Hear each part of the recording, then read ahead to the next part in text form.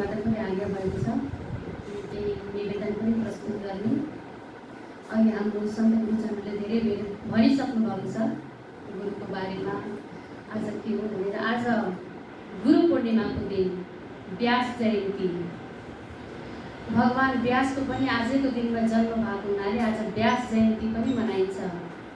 र हामी आज मनुष्य भएका छौँ, मनुष्यलाई गुरुको आवश्यकता पर्छ।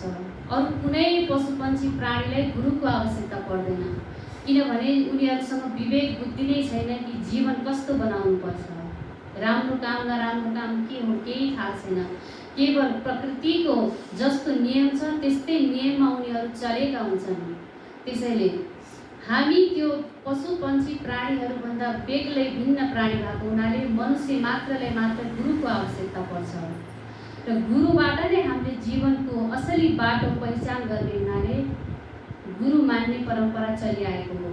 र गुरु मान्ने परम्परा अनुसार आज गुरु पूर्णिमाको दिन संसारभरि जसले पनि गुरु धारण गरेका छौँ सबैले आजको दिन आफ्नो गुरुको स्मरणमा गुरुदेवलाई आफ्नो श्रद्धा समर्पित गर्ने यो चलन रहेको छ।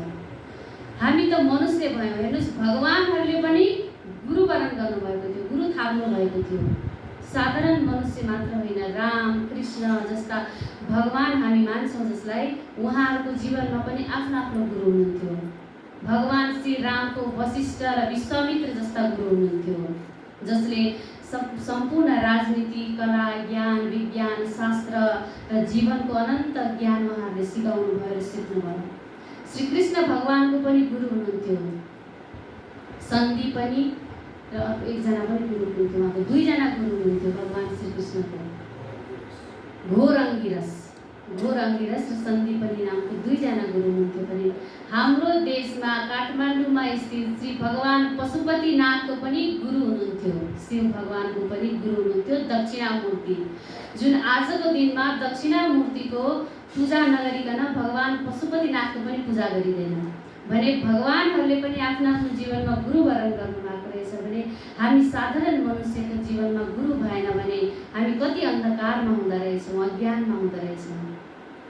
त्यो अन्धकार चिर्नको लागि पशुपन्छी जस्तै बिहानदेखि बेलुकासम्म कमाउने, मेहनत गर्ने, पढाइ लेखाइ कति गऱ्यौँ। कोही इन्जिनियर बन्यो, कोही डाक्टर बन्यो, कोही पाइलट बन्यो, कोही टिचर बन्यो, कोही प्रोफेसर बन्यो, कोही मजदुर बन्यो, कोही पसले बन्यो, अनेक थरी बन्यौँ कमाउनको लागि। कमाइकन गऱ्यौँ के त भन्दा खायौँ, घर बनायौँ, बिहेबारी गऱ्यौँ, बाल बच्चा पैदा गऱ्यौँ, अनि त्यसपछि लास्टमा मर्यौँ गयौँ। त्योभन्दा अगाडि हाम्रो जीवन अगाडि बढ्न सकेन भने पशुपन्छी प्राणी र मानवमा केही फरक नहुने रहेछ। त्यसैले यो गुरुको सिलसिला, गुरु परम्परा किन चलेको त भन्दा त्यति मात्रै जीवन होइन, त्योभन्दा पनि भिन्दै जीवन छ जुन मनुष्य मात्रैले गर्न सक्छ। पशुपन्छीले गर्न नसक्ने काम भनेको परमार्थको काम हो। यो जीवनमा मात्रै हामीले अर्थ कमाउने काम गर्यौँ, धन कमाउने काम गर्यौँ, पद कमाउने काम गर्यौँ, तर परमार्थ कमाउन सिकाउने भनेको हाम्रो गुरुजन हुनुहुन्छ। यदि गुरुको मार्गदर्शन बिना त्यो काम भयो भने हामी फेरि बेग्लै हुन्छौँ, विरलै मात्र। जस्तो गुरुदेव कबीर हुनुभयो, नानक हुनुभयो, भगवान बुद्ध हुनुभयो, जो संसारको एउटा विरला पुरुष हुनुहुन्थ्यो, अद्वितीय पुरुष हुनुहुन्थ्यो जसले गुरु बिना पनि आफ्नो जीवनको ज्योति खुद जगाउन सक्नुभयो।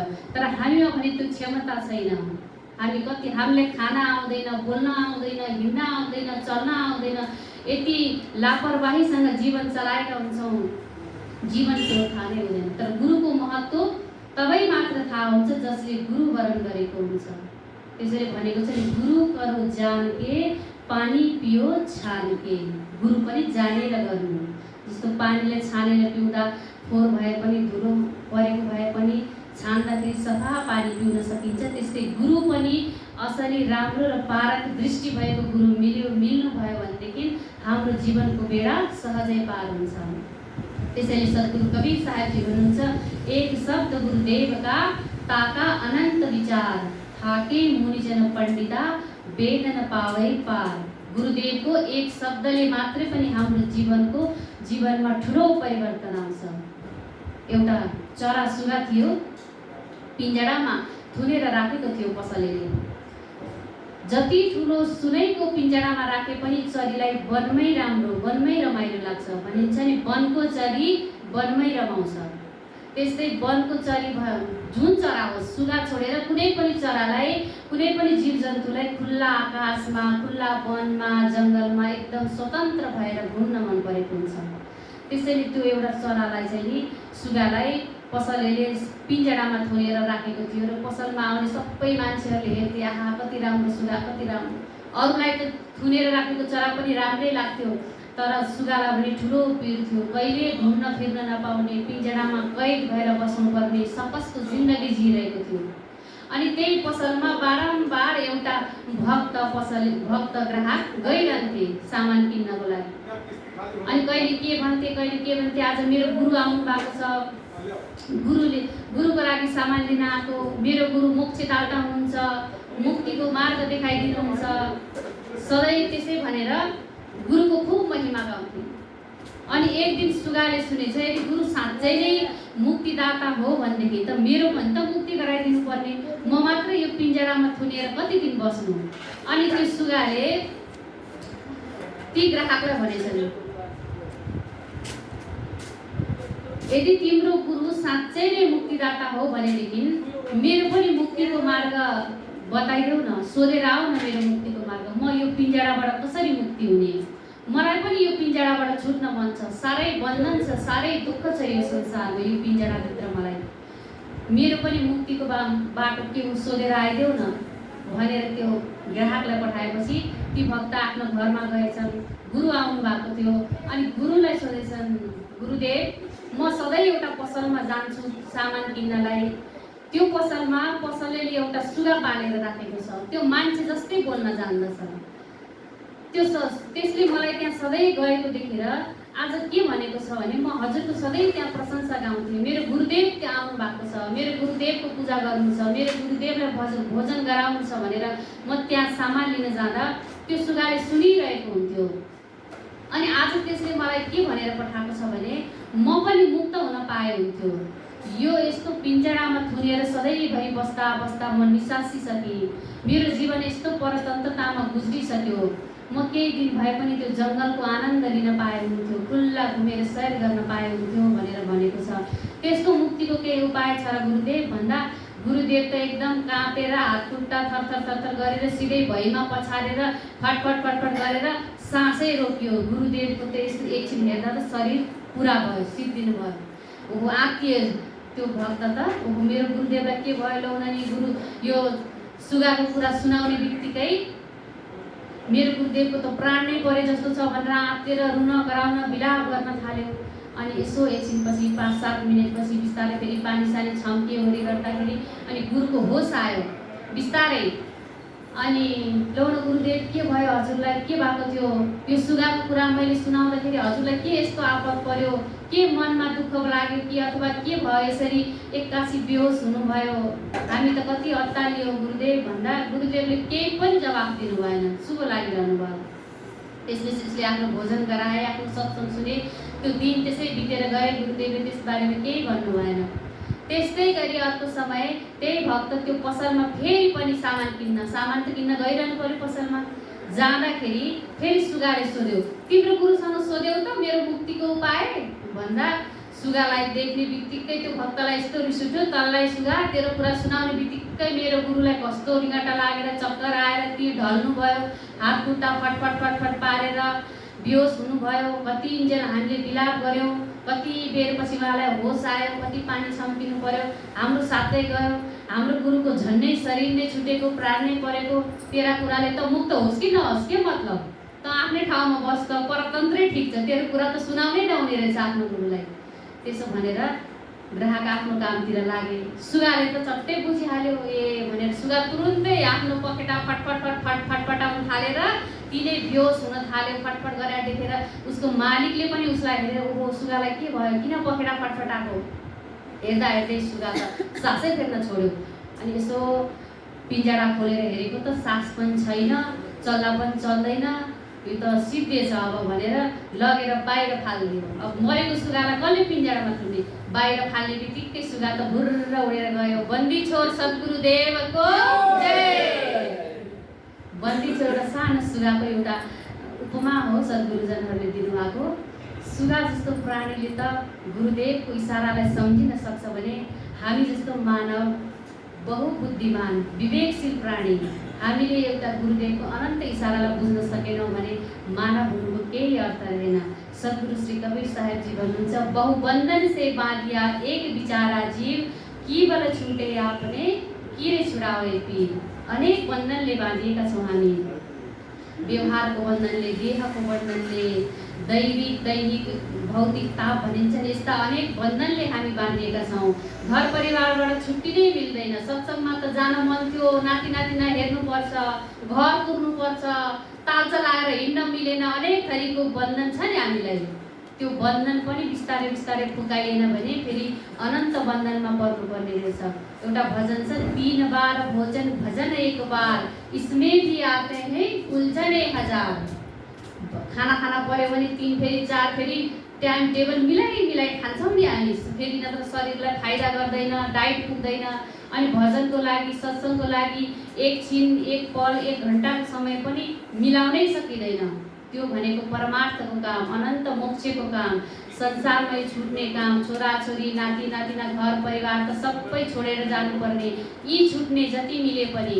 तर जुन परमार्थको काम हो, मोक्षको काम हो, त्यसको लागि हामी थोरै समय पनि यदि मिलाउन सक्दैनौँ भने हामी भन्दा अगाडि यो दुनियाँमा फेरि कोही पनि छैन। यदि राम्रो हात छ परमात्माले दिनुभएको, भगवानले दिनुभएको, यसबाट सेवा गर्न सकिएन, दान गर्न सकिएन, यदि राम्रो मुख छ भजन गाउन सकिएन, कसैको लागि प्रशंसा गाउन सकिएन, कान छन् यदि राम्रो यसले भजन सुन्न सकिएन, प्रशंसा सुन्न सकिएन भने के काम यी कानहरूको? हामी बाटोमा बसेर हेरौँ, कतिजना अपाङ्गता भएका व्यक्तिहरू हुनुहुन्छ जोसँग हात खुट्टा छैन, आँखा छैन, बोल्न सक्दैनन्, लाचार छन्, अर्काको भरले, अर्काले दिएको खानेकुरा र पैसा पनि लिन सक्दैनन्, खान सक्दैनन्, कति लाचार। त्यसलाई हेर्दा हामी हेर्नुहोस्, ती पनि मानव, हामी पनि मानव। अनि मानव भएर मानवको यदि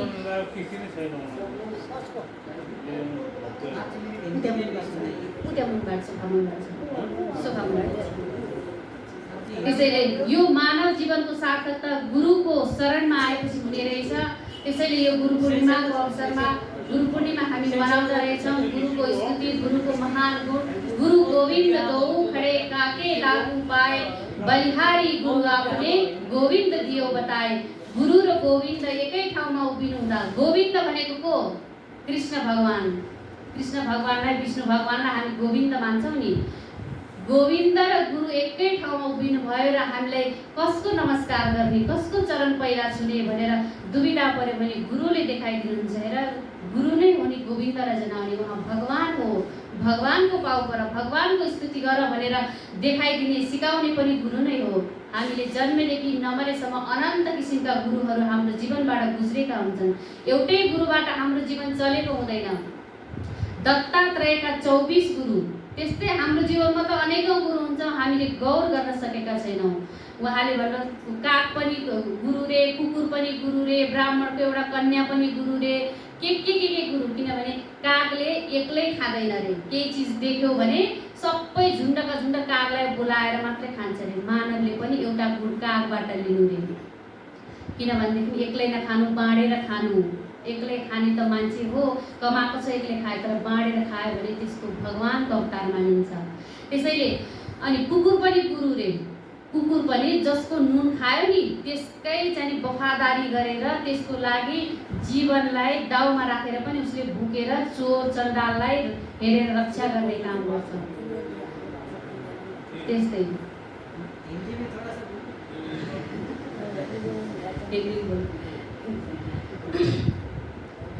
तो आज गुरु पूर्णिमा का अवसर है। गुरु पूर्णिमा मनाने के लिए आप लोग दूर दराज से आए। टाइम ज़्यादा हो गया, साहब जी पता नहीं, डांट पड़ेगी तो माफ़ कीजिएगा। गुरु पूर्णिमा का अवसर है तो गुरु की क्यों महिमा गाई जाती है कि हम मानव जातियों के लिए, संपूर्ण जीव जंतु के अलावा मानव ही एक ऐसा विवेकशील और सर्वश्रेष्ठ विवेकशील प्राणी है, बुद्धिमान प्राणी है, जिसके लिए गुरु की आवश्यकता होती है, जो जीवन को आगे बढ़ाने के लिए, सही दिशा में आगे बढ़ाने के लिए। गुरुदेव हमको क्यों नहीं कहते चोरी मत करो, लोभ मत करो, छल कपट मत करो, घूसखोरी मत करो? क्यों कहते हैं? चोरी करोगे तो दंड भुगतना पड़ेगा, लोभ करोगे तो संस्कार बिगड़ेगा। किसके लिए? हमारे लिए।